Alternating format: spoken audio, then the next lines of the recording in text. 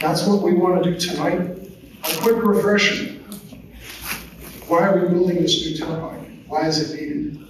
I think anybody that's driven I-35 knows it's very congested. This will help relieve congestion and the gridlock that happens on I-35 every day. It's going to improve safety on I-35 all the way from Purcell to downtown Oklahoma City. It's going to remove travelers who have no destination in the downtown Oklahoma City metro area. It will allow them, if they don't have a destination there, it allows them to get off of I-35 and go around town. It also will provide increased mobility for the third largest city in our state. That's the city of Norman. It'll also reduce travel times all around the metro area because drivers will have additional choices. Also, what's happened since 2022 is there have been many, many challenges on this turnpike program. And I'm here today to say, since 2022, the state Supreme Court provided validation of the Access Oklahoma program, specifically the sub-extension alignment. And additionally, the Turnpike Authority has gone to the bond market and has money to build this program. So those are two key things that have happened. So the approval process has gone to the highest court in our state, and the approval to build this turnpike is 100% in place. One of the things tonight that I think we're very proud of, Craig touched on it, is the app. And if you pull up on your phone or your iPad or whatever, this is what you'll see. And this can be accessed by the QR code. What you see here in pink is the alignment that was laid out in 2022. And this is what you'll find, and this is an opportunity for you to provide comments. But most importantly, you can click on and off all of those things, and you'll be able to see various types of things that we look at. And it's a sample of them, so there's nothing secret about these. These are all public databases.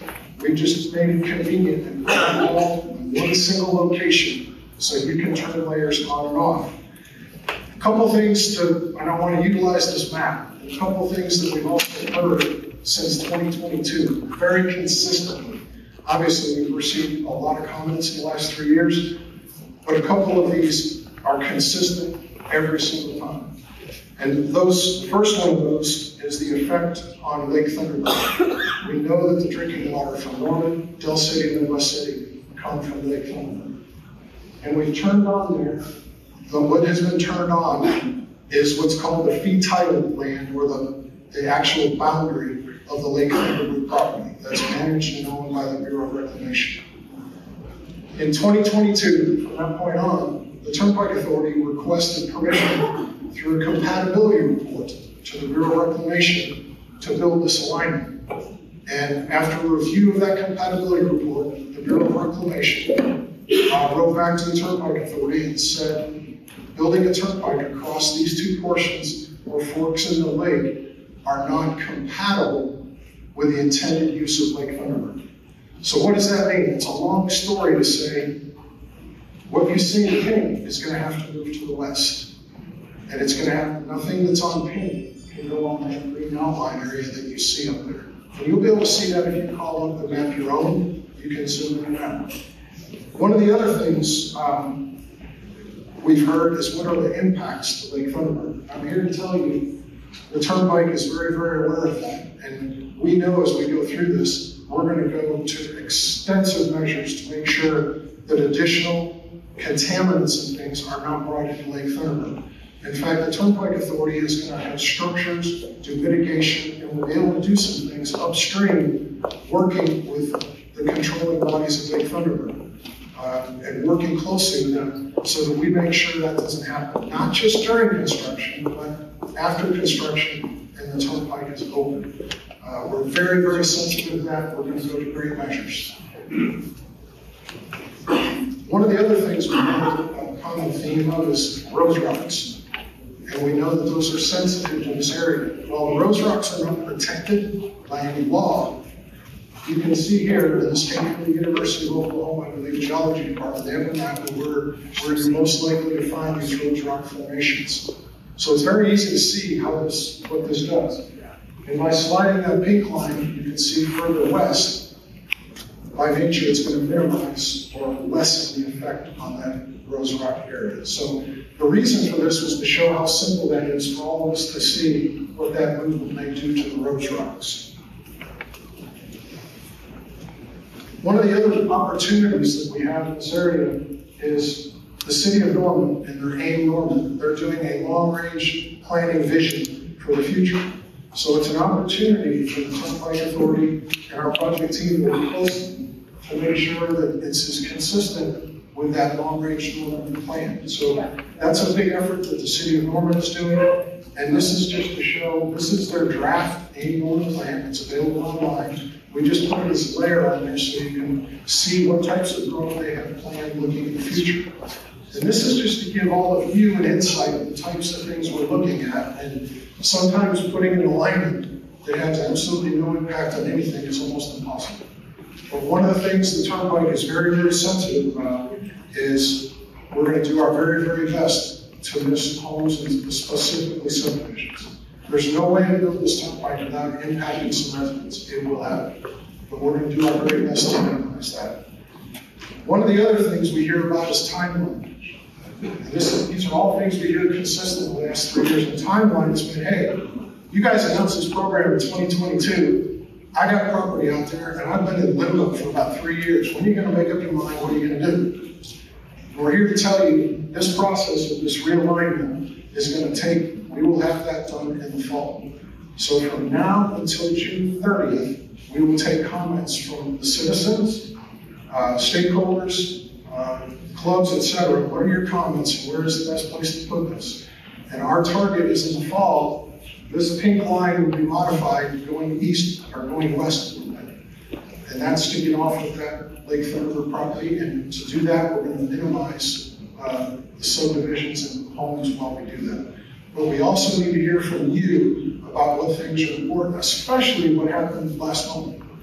We had the highest rainfall we've ever had in the month of April, and I'm sure you guys saw areas that flooded that had never flooded before. And those won't be shown in any database yet. So if you're aware of an acre here, there are 5 acres here that flooded, those are the kind of comments that really help us. So if you can help us with that, that would be greatly appreciated. Another thing on timeline. Everybody says, when are you going to build this? The timeline to build this, you look at the yellow section, the east-west connector, the yellow from Newcastle heading east to I-35. That will be open to traffic. That will be open to traffic by the end of year 2027. It doesn't mean all the interchanges will be fully built. You'll be able to drive on that turnpike from I-44 to I-35 by the end of 2027. From I-35, taking the yellow and the pink, going all the way up to I-40 and tying the Kickapoo Turnpike. That will be completed and open to traffic by the end of 2030. Now, the route we're talking about here, the south extension, from that interchange just north of Lake Thunderbird, going south to Highway 9. So from the east-west connector south to Highway 9 will be open to traffic by 2032. The last section in this program, or for this particular turnpike, is from Highway 9 south to this area, in the Purcell area, and will be open to traffic by 2034. So that tells you the game plan. We have priorities, 1, 2, 3, and 4. This area down here, tying into I-35, will be the last section, and that will be done by the end of 2034. How can each of you help us? We have maps in all of these tables. All the tables are the same. So the maps, we want to have spread out. We have professionals in each of those tables to assist you and answer questions. We encourage you, if you're aware of things, to mark them on the map. We have Sharpies, you can comment online, you can comment on the maps. When we did the Driving Forward program, it was amazing how helpful that was when citizens could circle something to make us aware of it. And then we went back to our project team in the office and looked at those comments. They were very, very helpful. I would encourage all of you, if there is something important, put it in writing or mark it on that map. While we have good memories, I do have some gray hair, and my memory sometimes isn't as good as it was, but please put it in writing, and please, let's make sure we have heard your comment and you presented that to us. We also in the back have a right-of-way table. And We have a team of our right-of-way experts back there. If you want to understand how the Turnpike Authority acquires property, we don't know which property on the south extension we're going to have to acquire yet. But if you want to understand the process, they're back there to assist you with that. We also have an environmental table in the back. In the environmental, if you have concerns about what's coming into Lake Thunderbird, whether you have concerns about wildlife, endangered species, what may happen during construction, they're there available and are very familiar with what those procedures are and the measures Turnpike Authority will take. We also have a GIS station right up here in the corner, and those folks will be able to help you navigate this app. If you don't want to mess around on your phone and you want to have Jeremy help you out on that monitor, I'm sure he'd be happy to show you how that works, and then when you get home, you can do the exact same thing on your time. Also, we have OTA leadership with us here today. They're here to assist as well. And I also want to give a special thanks to Mayor Graham Fishburne. Mayor, where are you? Mayor, thank you. We appreciate you having us here in your town. Thank you so much. Also, we hope you find this format helpful.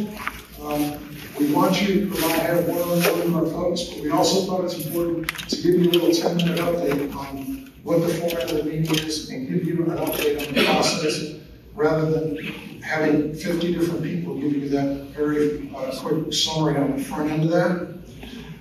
Also, we know that we have people that are in favor of this turnpike, we have people who are not in favor of this turnpike. And if the comment is we're in favor of it or we're not in favor of it, that does nothing to help you build a better turnpike. It does nothing to help our project team select that best alignment. The comments we are looking for are what are the things that will make this turnpike as good as it can be. I think the decision of whether the turnpike will be built or not built, that was settled by the state Supreme Court. So while we know some folks either are in favor or not in favor, we're headed forward and we want to pick this best alignment and we want your help doing that. With that, I want to say thank you for attending. We will be here until 7 o'clock. I encourage you to go to the tables. We have plenty of folks with name tags with our names on there. Feel free to meet with us one-on-one. And thanks again for having us here for yourself. We'll break out to the tables. We do have a comment table. If you want to write it down, leave it here with us and do it online. We look forward to hearing from you. And again, thank you so much for participating. Have a wonderful evening and next time.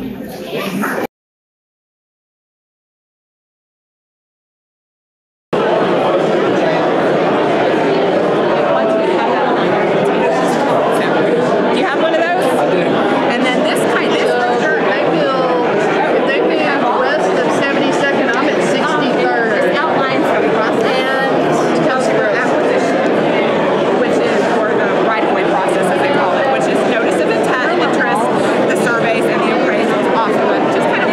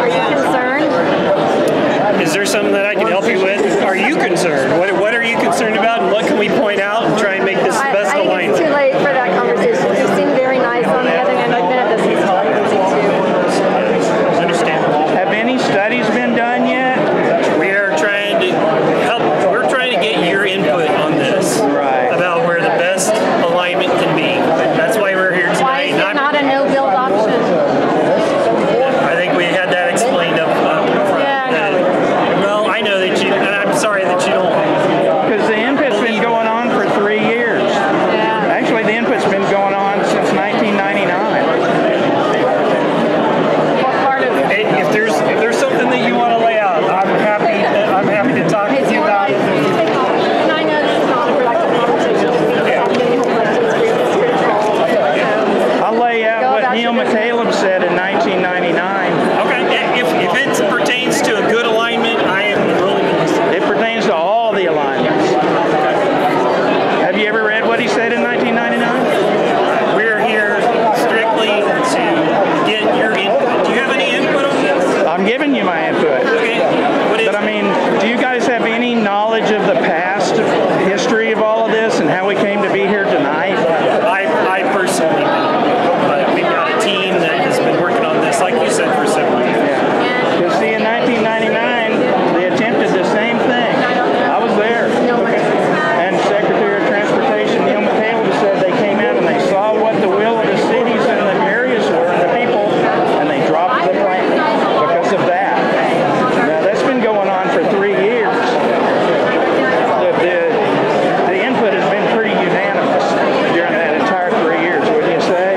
I mean, I haven't seen any big groups showing up at meetings saying, please give us a turnpike, please, we're begging you. I can't speak for everybody, sorry.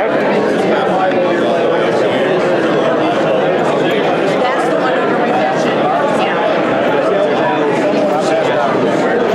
We're asking input from everybody.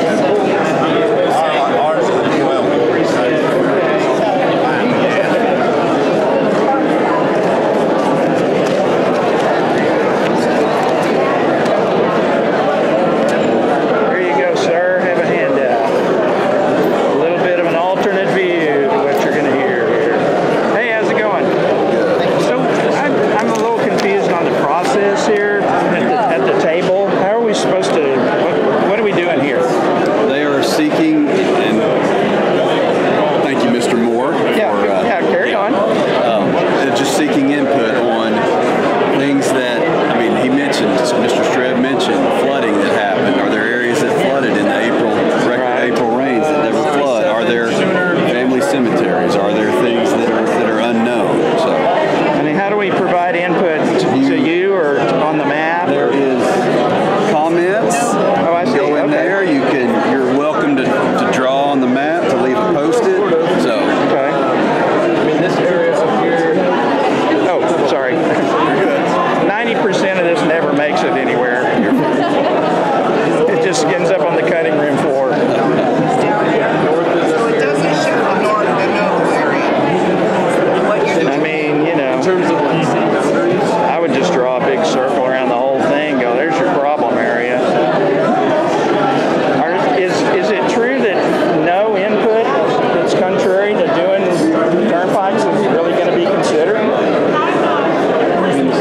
mean, there are legislatively approved routes. The Supreme Court has ruled on the validity of those It routes. doesn't mean they have to be built. But there are congestion issues. There are, I mean, I-35 is in its capacity. Expanding it is not feasible. So, I mean, So is what Joey Kelly said correct?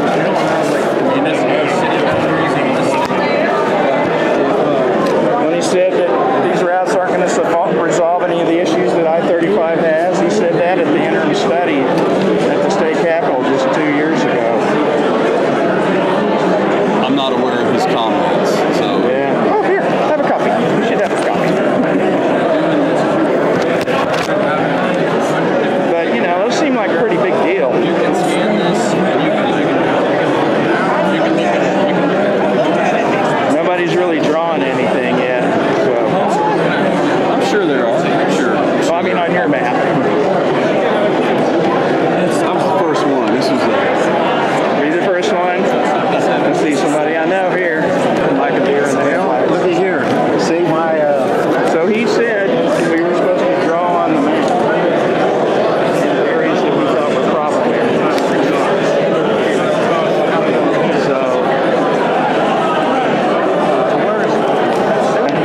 well, common sense kind of gets lost in a lot of this. well, you know? what I told them, I said, in the future, when you put an ad like this is where you come in.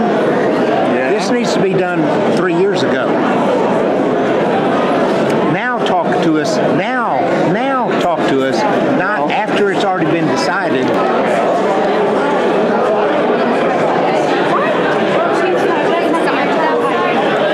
Is there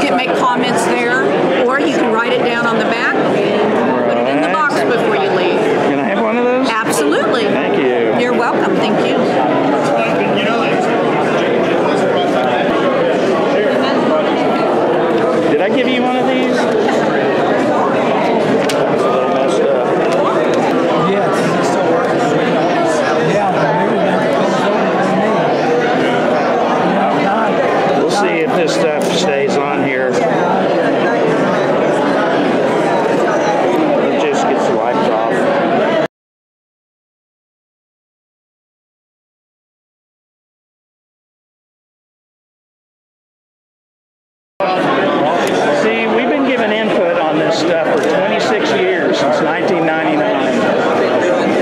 Have you ever read Neal McCaleb's statement? It's in the first paragraph about what went on in 1999. He said they looked at what the cities and the people were doing in the area. They didn't want the toll roads, and so they stopped. And so my input is that's what the OTA needs to do, is stop. Because you already know people don't want it, but you keep beating on the door and pounding on the door, and it needs to stop somewhere. This isn't right. This shouldn't be happening. Y'all need to go Neal McCaleb.